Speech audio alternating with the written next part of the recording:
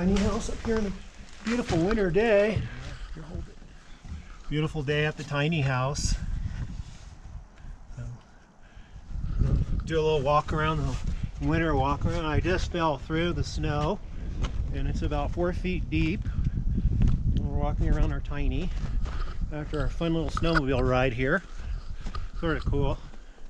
I can't disclose where this is. This is a secret spot. And I don't want to disclose it. Very few people know of this area.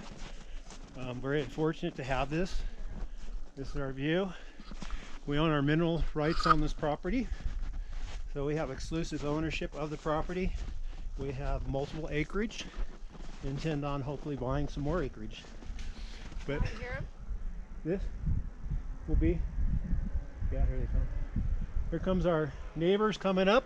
We hear them zooming up right now. Glad we cleared out.